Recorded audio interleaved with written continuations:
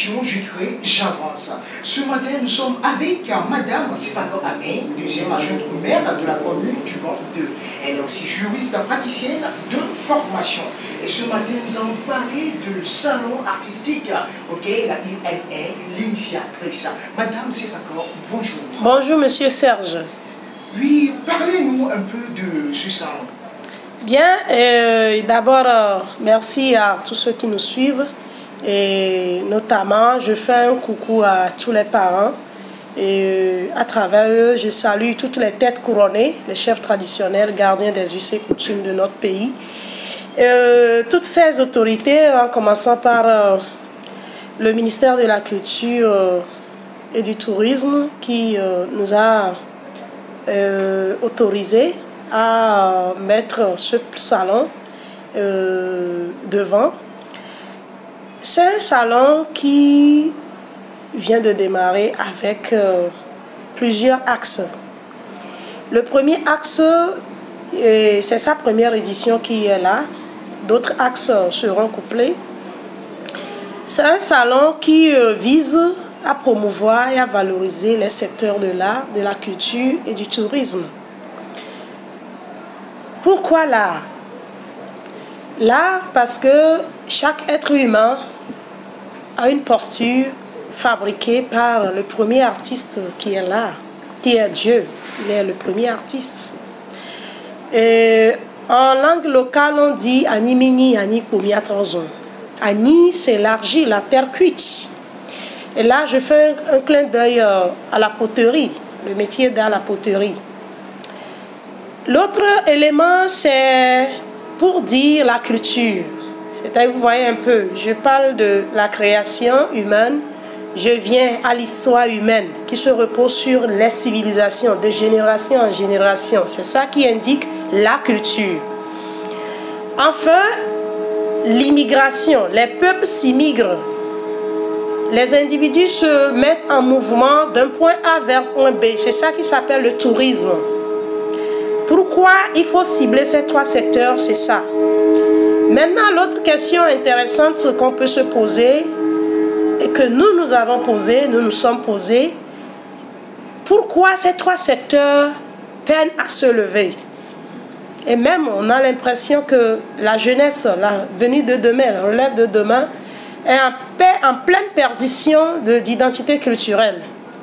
Les jeunes Togolais, quand ils se comportent de par leur posture vestimentaire, de par leur manière de parler, de par leur manière de se comporter, tout de suite, ça nous a renvoyé à cette réflexion. Qu'est-ce qui se passe? On a fait le diagnostic, on s'est rendu compte qu'effectivement, il faut faire quelque chose. Il faut faire quoi? Il faut initier des choses comme ce salon.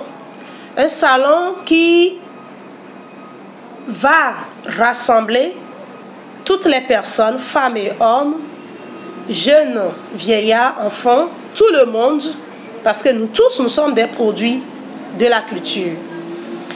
Pour se rendre compte du constat et ensuite offrir les apports de solutions que nous avons conçus dans notre projet à eux. Au niveau de l'art, nous voulons simplement d'abord faire ressortir l'importance de l'art. Pourquoi nous devons vivre? Et d'ailleurs, nous vivons avec l'art. Nous sommes là sans le savoir. Il faut ressortir ça. Ensuite, il faut montrer aux parents que les métiers d'art aussi ont une valeur. Ils ne sont pas des métiers de la délinquance juvénile, surtout. Lorsqu'on parle des artistes, tout de suite, les parents ont tendance à dire c'est un métier des voyous. Nous voulons révéler aux parents que ce métier n'est pas un métier de voyous. Certes, c'est vrai, le constat est là. Qui sont, certains parmi eux se comportent comme si vraiment, et ce qu'ils font, c'est comme ça ils devaient être. Et c'est ça justement, en fait, il faut essayer de eux-mêmes de leur faire prendre conscience que vous avez une autre manière de vivre en ayant votre talent artistique. Vous n'avez pas besoin de vous habiller comme ça pour démontrer que vous êtes artiste. Vous n'avez pas besoin de se comporter, de visiter tel endroit, d'être caché tout le temps parce que vous êtes artiste. Et en même temps, pour finir, sur l'art, leur permettre de grandir. Parce que la plupart, c'est comme une vocation. Un prêtre ou bien un pasteur, quelqu'un qui sent l'appel à servir Dieu, mais qui ne sait pas par où commencer. Et donc, certains ont eu cet appel, c'est-à-dire que c'est un don gratuit que Dieu leur donne, c'est un talent. Ils sont nés avec. Il y a certains, c'est génétique, c'est transmis de génération en génération. Et donc, tu peux recevoir l'appel, mais tu dois te former. Et la plupart se sont laissés eux-mêmes papoter dans le métier, et puis voilà, et c'est comme ainsi l'amateurisme. Ils ont besoin de grandir, de faire grandir ces talents. Donc notre salon est là pour ces gens. J'ai oublié un aspect concernant là, au niveau des parents. Chers parents, je l'ai dit, mais je veux approfondir ces propos-là.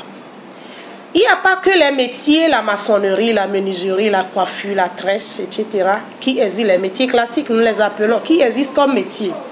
Nous voulons vous dire à travers notre projet Salon Artistique Golf 2 qu'il existe d'autres métiers que vos enfants peuvent vraiment justement apprendre ou bien étudier comme discipline. Pourquoi pas les promoteurs des universités, des écoles peuvent ouvrir cette filière dédiée à l'art pour promouvoir. Nous sommes là pour faire partenariat avec vous.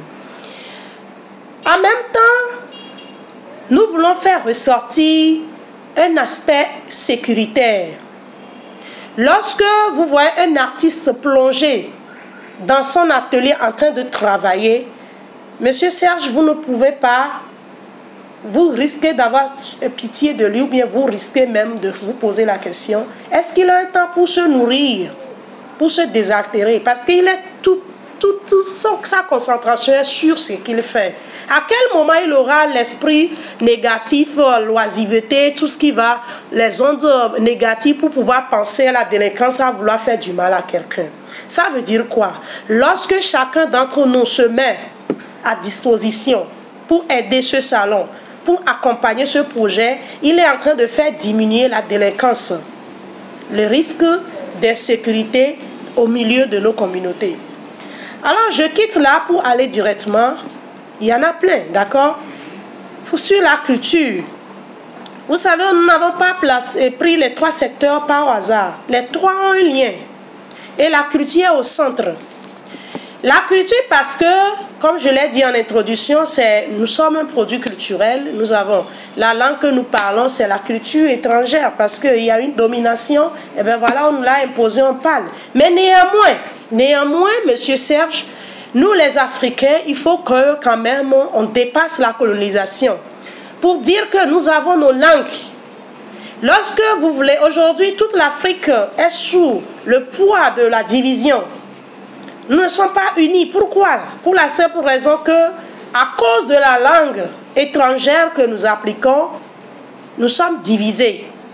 Quand un peuple, vous voulez empêcher leur union, il suffit de leur imposer votre langue. Ils ne vont pas se comprendre. C'est une des raisons pour notre désunion en Afrique. Néanmoins, on peut revenir à la source. On a encore du temps pour revenir à la source, pour essayer de rattraper le tir. Surtout la génération actuelle, en langue d'Okache de chez moi, on dit « Ezangbodo ».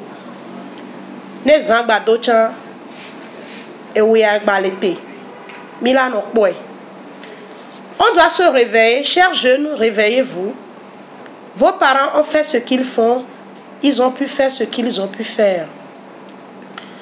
C'est à nous de relever, d'accord, la fondation et d'asseoir notre culture.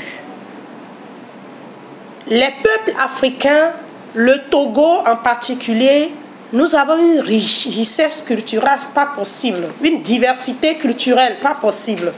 Et lorsque nous voulons mettre fusionner nos valeurs culturelles ensemble, nous pouvons développer, faire de notre pays ce rêve que nous tous nous espérons.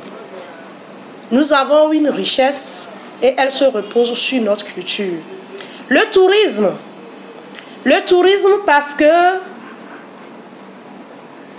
nous avons constaté que le tourisme s'arrête avec des indicateurs que nous avons toujours quotidiennement, les montagnes, les régions montagneuses, cascades, etc., les monuments, alors que le tourisme a d'autres indicateurs qu'on peut utiliser, mettre en œuvre pour développer tout ce qui concerne notre vie touristique, puisque chacun, lorsque vous vous déplacez d'un point A vers point B, ou mieux même, vous êtes en mouvement d'un endroit vers un autre, vos 5 sens sont en travail.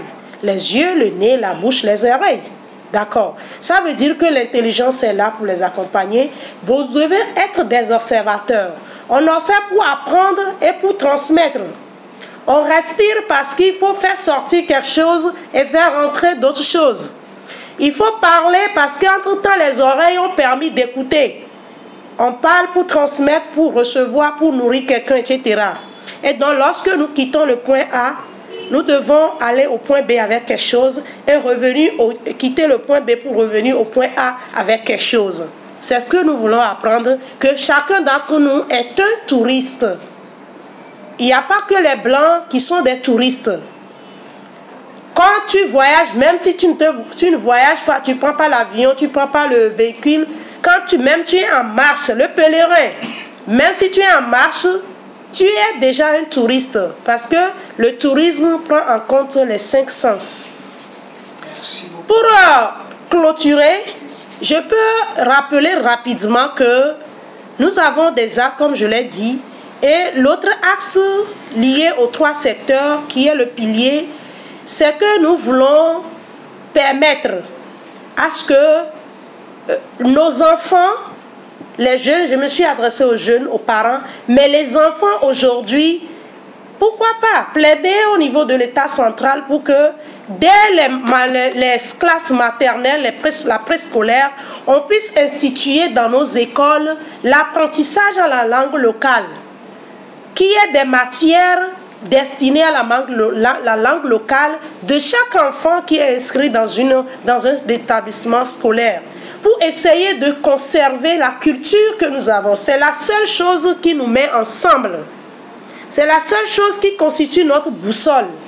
Donc voilà un peu, Monsieur Serge, ce que je peux dire de notre salon. Merci sur beaucoup. Sa genèse et les objectifs. Merci beaucoup, madame. Et spécialement pour ce salon, et sur quels critères vous êtes basé pour pouvoir licencier les exposants? Les exposants émanent de 5 catégories pour notre première édition. Et les 5 catégories, rapidement, je vais les rappeler. Nous avons la sculpture, la poterie, la joaillerie, la vannerie et l'accessoirisme modérisme. Ces catégories aussi émanent du fait que ils sont les objets ou bien les œuvres qui émanent de ces métiers d'art sont d'une façon concrète, touchent du doigt du quotidien des Togolais, d'accord? Et nous constatons que lorsque nous allons placer la première édition, ça semble être le réalisme. Les gens peuvent concevoir un peu ce que nous sommes en train de faire, ce que nous sommes en train de dire. Les autres éditions, on va l'élargir aux autres secteurs de l'art plastique, l'art contemporain. Et derrière ça, il y a des médicaments. Je l'appelle en allégorie comme ça. Il y a des médicaments. Aujourd'hui, nous avons tellement de problèmes, des maladies, de tension par ici, parce qu'il y a trop de stress, il y a trop de mauvaise gestion de stress, il y a des problèmes des gens qui sont tout le temps cumulés. À travers l'art, on peut s'offrir gratuitement. Il suffit d'aller à l'école, de se laisser former. Nous sommes disposés à faire, nous avons des personnes ressources autour de nous pour apprendre à la population comment est-ce qu'on peut se gérer à travers l'art. Nos petits-enfants qui font un peu les coloriages, souvent nous l'appelons coloriage, mais derrière le coloriage, il y a un message que ces êtres innocents sont en train de faire sortir de par leur âme. Parce que le langage idéal de l'âme humaine, c'est l'art. Il fait sortir quelque chose. Et donc, l'art n'a pas de prix. Les critères, on est parti d'un critère fondamental durant la préinscription pour essayer d'identifier tous ceux qui produisent des œuvres d'art. On s'est rendu compte tout de suite, dans la préinscription, durant la candidature, on leur a demandé sur le formulaire de laisser leur entente. C'est une manière de leur permettre de dire leurs mots, de quoi ils souffrent. Ça a été le tout premier critère. Ça veut dire que ce critère vient d'eux. Ce n'est pas nous qui avons exigé ce critère, mais on leur a donné des indicateurs pour leur permettre de s'auto-traiter, de commencer un auto-traitement avant que nous, on vienne en renfort. Donc, quand on a fini cette étape, on est allé à la phase d'écoute individuelle. On les a rassemblés et à ce niveau, on a défini maintenant les autres critères, notamment, il faut avoir de l'expérience parce que durant notre salon, surtout la première édition, et d'ailleurs même dans le projet, les grands objectifs, c'est ça. On veut permettre un cadre d'échange, de partage d'expérience entre les artistes. Ça veut dire que quoi? Ça veut dire que si tu n'es pas encore à un niveau donné, tu ne peux pas être encore entré dans ce cercle donné. Nous sommes en train de vouloir rassembler les coachs, les formateurs, des juniors artistes, des artistes en pépinière et des artistes en devenir. C'est ce que nous sommes en train de faire aujourd'hui. Et donc, l'autre critère fondamental, la formation a déjà commencé pour eux. On est en train de leur faire des tests. On leur fait des tests hier, pas plus qu'hier. On a encore une réunion avec eux. On a parlé. Et ils se rendent compte de certaines choses qu'eux-mêmes, ils ne percevaient pas. Et notamment, hier, par exemple, c'était le coaching autour de la stratégie pour essayer de se valoriser d'abord soi-même avant que quelqu'un ne vienne te valoriser. Il faut commencer par là. Il faut que toi-même, tu te valorises d'abord. Donc, on fait ce travail. Donc, on n'a pas de critères en réalité prédéfinis pour dire. Et surtout, cette question, peut-être que M. Serge voile, le critère financier, nous, on n'a pas ce critère. Vous comprenez, dans tout ce que je suis en train de dire jusqu'à présent, quelques minutes, derrière les objectifs, vous comprenez que dans notre démarche, l'indicateur prix n'est pas dans notre objectif. Donc l'inscription, elle est totalement gratuite. Elle est gratuite pour les artistes. Néanmoins, il y a une foire du salon. Il y a une foire et cette foire, les stands là sont vendus. Vous voyez, c'est différent. Il y a la foire du salon, il y a le salon lui-même. Voilà. Et donc, on va revenir peut-être sur ça, si vous le permettez. Mais fondamentalement, retenons, il faut comprendre le projet d'abord avant d'aller vers ces axes. Voilà. Et donc, il faut forcément que les uns et les autres, le public comprenne que nous voulons réveiller les talents artistiques. Nous voulons renforcer les talents qui existent déjà. Nous voulons permettre à ce que les gens qui ressentent quelque chose, mais c'est comme si c'est du flou encore, ils ne savent pas comment s'orienter. Nous voulons leur permettre de s'orienter et de se retrouver dans l'appel, parce que chacun est appelé à développer, à contribuer au développement de sa communauté. Et c'est justement le rendez-vous. C'est à cela que nous les attendons pour qu'ils viennent. Et la particularité durant le salon, c'est que nous verrons les artistes en train de travailler. Ils ne viendront pas exposer les œuvres et puis croiser les bras, attendre que quelqu'un vienne acheter. C'est justement ce travail que nous sommes en train de faire, la particularité de notre salon artistique. Et vous voyez que ça renvoie au terme même. On n'a pas dit salon artisanal. On a dit salon artistique. On veut démontrer même ce qu'on appelle l'art. Où est-ce qu'il nous renvoie? Voilà. Et voilà, et pour ces exposants qui auront se faire démarquer du lot, est-ce qu'il n'y aura pas des accompagnements pour ces artistes à la fin du salon? Au contraire, c'est eux qui vont laisser, d'accord, des fondations. Nous préférons être directs. C'est eux qui vont laisser des fondations. C'est eux qui sont en train de construire leur propre école. Nous, on s'est servi d'être cet échappatoire pour leur permettre de tamiser un peu ce qu'ils sont. Eux-mêmes, ils doivent s'évaluer. Ils vont laisser, parce qu'ils sont les pionniers, et ça, c'est un privilège qu'ils ont. On leur a donné ce privilège.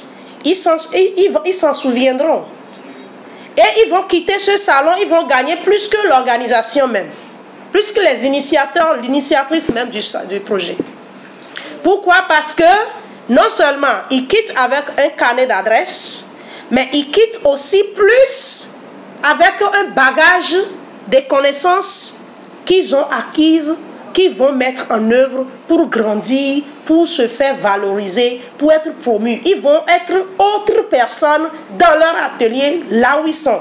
Et je suis sûre que ceux à qui ils fournissent leur œuvre vont nous revenir pour dire, ou bien vont passer par eux, puisque c'est eux, entre eux, ils se connaissent, ils vont essayer de leur demander, mais vous avez changé, qu'est-ce qui s'est passé? Cette œuvre, vous ne le faisiez pas comme ça. Vous l'avez transformée. C'est ça, nous, notre objectif. Mais néanmoins, toute organisation a un coût. Même si l'art n'a pas de prix, mais l'organisation autour de l'art a un coût. Et donc, ils ont pris conscience délibérément, ils ont accepté, ils ont choisi à ce niveau, puisqu'on n'a pas passé des critères, c'est eux-mêmes qui ont posé la question. Et on leur a renvoyé la question pour qu'eux-mêmes, ils nous donnent une réponse. Et c'est eux-mêmes qui ont dit, Madame le maire, vous et votre staff, nous allons miladokwe. En langue locale, on dit miladokwe, salon avec Gomé. Miladokwe nous dit, c'est très fort. C'est un message culturel aussi. C'est comme ça dans la tradition, les choses se fassent. Ça veut dire quoi? Ça veut dire qu'ils nous ont montré qu'ils ont compris le projet. Et ils sont conscients et ils vont le faire. Nous croyons en leur bonne foi. Dieu a marqué la bonne foi de chacun d'entre eux parce que c'est lui qui leur a donné quelque chose gratuitement. Et en réalité, c'est ça qui nous renvoie à l'allégorie qui dit l'art n'a pas de prix. Parce qu'au commencement, tu ne peux pas acheter l'art. Et ceux qui sont des vrais artistes, je vais filer ce secret à ceux qui nous suivent pour dire, lorsque vous allez quelque part et vous demandez le prix d'une œuvre artistique, pour identifier s'il est commerçant ou bien c'est lui-même qui produit l'art, et à quel niveau de connaissance ou bien de perfectionnement il est en tant qu'artiste, s'il vous répond pas vous donnant un prix en CFA, notez-le comme soit il est commerçant, ça veut dire qu'il fait la commercialisation des œuvres d'art, ou mieux, il est un débutant, il n'est pas encore un artiste, parce qu'un vrai artiste, il ne donne jamais le prix de ses œuvres. Il te renvoie la question, il dit, madame ou monsieur, à combien vous voulez le prendre? C'est ça en réalité qui nous renvoie, l'art n'a pas de prix. Ça c'est le langage d'un vrai artiste. À combien vous voulez le prendre, madame ou monsieur? C'est comme ça, ça se passe. Il y a tellement de stratégies, nous n'allons pas tout dévoiler. Voilà, nous attendons des gens, voilà, durant le salon pour venir apprendre des stratégies. Et eux-mêmes, quand ils s'en vont dans des galeries, dans des festivals, dans des villages, là où vous trouvez les œuvres artistiques, tout de suite ne demandez pas le prix, combien vous vendez ça. Mes chères dames, messieurs, demandez plutôt, ça nous vous offrons ça gratuitement comme connaissance. Demandez plutôt, monsieur ou madame, quelle est la vertu? Cette œuvre s'est faite à base de quoi? Et qu'on vous donne tout de suite, si c'est un objet de sculpture ou bien vannerie, etc., si, les perles, les pierres ornementales, c'est la joaillerie. C'est l'autre indicateur aussi. Les gens ne connaissent pas le nom des métiers. Donc, nous, on est là pour apprendre, faire apprendre, pour partager la connaissance avec les gens. Donc, il faut demander quelle est la matière première qui a été servie à faire l'œuvre. C'est la première question qu'il faut poser à l'artiste. Quelle est la vertu de cette matière-là? Quel est le message que ton œuvre porte? Alors, mes chers, demandez plutôt ça d'abord. Et ensuite, si vous voulez emporter, parce que c'est un bien d'autrui, si vous voulez emporter l'œuvre chez vous, à ce moment, vous laissez quelque chose. Et cette chose-là, c'est vous qui donnez maintenant un prix à l'œuvre artistique que vous avez devant vous. Parce qu'en réalité, le prix que vous donnez ou bien que vous laissez, le billet que vous laissez, ce n'est pas à ce prix, cet objet-là. La vertu, on n'achète jamais une vertu. Un message vertu, on ne l'achète jamais. Ça existe gratuitement parce qu'elle a été communiquée gratuitement à nous tous et nous devons en profiter. Mais néanmoins, comme on le dit en notre langue toujours, ado genamea. Merci beaucoup. Et bon, oui, qu'est-ce que ça vous fait en tant que femme à l'initiative de ce projet, puisque nous sommes à une ère du genre et développement? Avant de parler du genre, moi je me sens fière parce que je me suis découverte, en réalité, je me suis découverte comme étant une descendance, d'accord, de la poterie et de la joaillerie, parce que mes aïeuls étaient des joailliers, des potiers. Donc, du coup, et habituellement, les journalistes, lorsqu'on me pose la question d'où émane ce projet, je dis c'est d'une passion. Une passion, ça veut dire quoi? Ça veut dire que tu es né dans cet environnement. Je l'ai dit, l'art, ça te transmet. Soit c'est génétique, soit Dieu même t'a choisi au milieu des gens et puis il te confie ça. Donc, moi, je me suis retrouvée tout de suite à mon origine et je tiens à conserver cette origine. Et donc, ça veut dire que à travers ma personne, femme, et femme, qu'est-ce que la femme même représente dans la culture? Vous voyez, on lit la femme au pagne, d'accord? On lit la femme aux perles, il y a beaucoup de choses. La femme incarne les vertus. Elle est la mère, le foyer de toutes les vertus de l'humanité.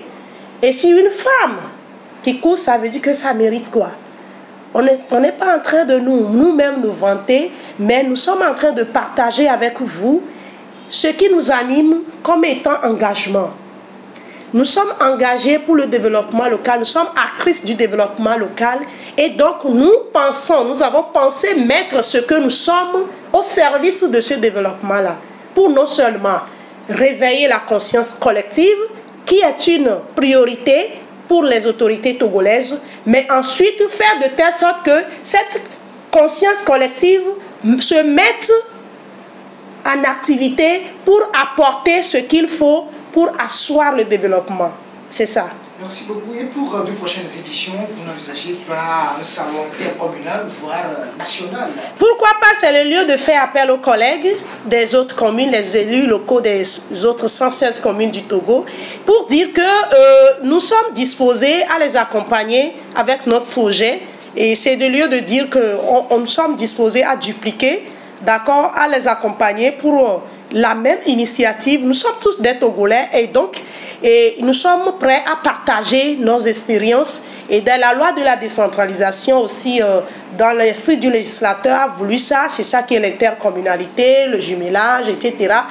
Toute commune a l'ouverture de partager ce qu'elle a. J'apprends aussi des autres communes. Voilà, et la Golfe n'a pas que les belles choses, il y a d'autres communes qui ont aussi des belles choses, et ce sont les belles choses qui se rassemblent pour faire encore de nouvelles grandes choses.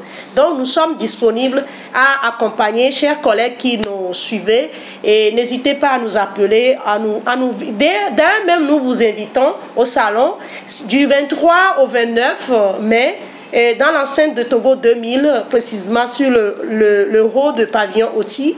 Et venez découvrir. Nous avons placé le salon, la première édition, le grand projet autour d'un thème. La première édition a des sous-thèmes.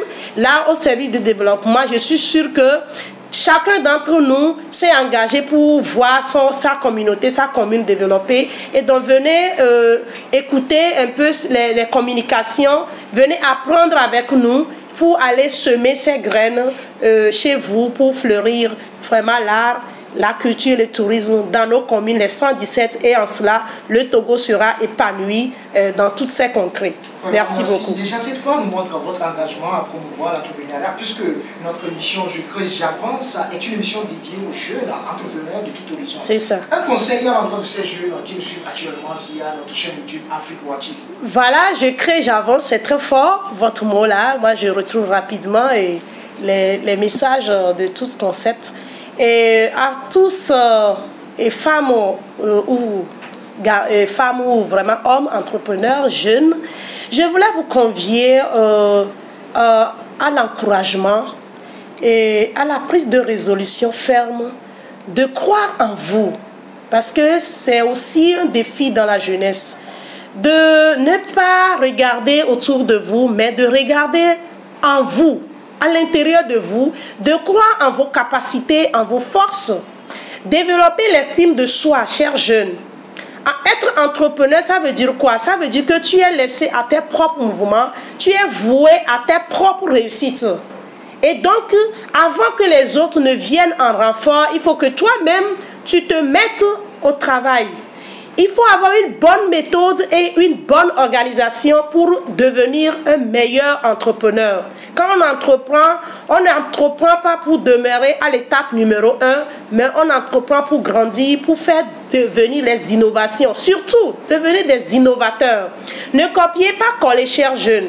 Parce que je vois tel jeune en train de faire telle chose, je vais aussi faire à moitié pour que ça ressemble un peu, pour qu'on me... C'est vrai que vous cherchez du pain quotidien.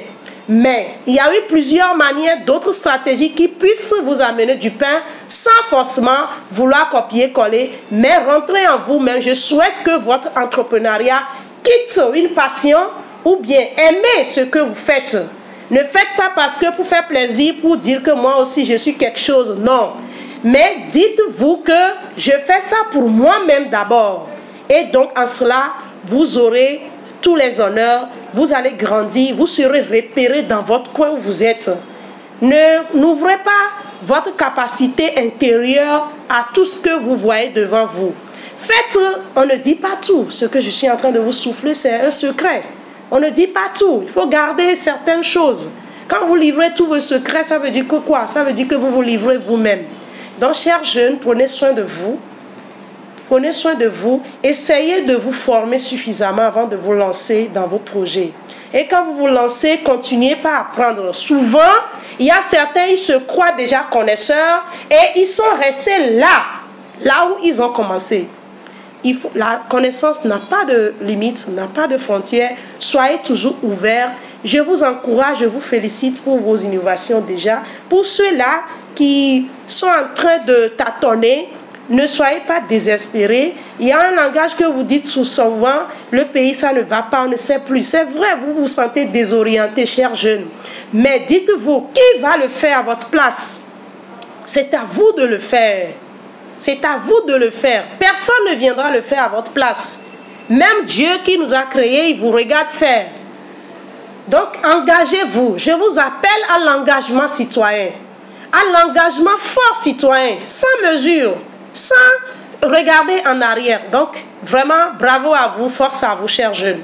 Merci beaucoup, la connaissance n'a pas de limite. J'espère que le message est passé pour nos abonnés. Un mot de la fin pour terminer. Un mot de la fin, remercier cette équipe qui est venue à nous pour recevoir, nous faire vraiment dévoiler des choses qu'on réserve.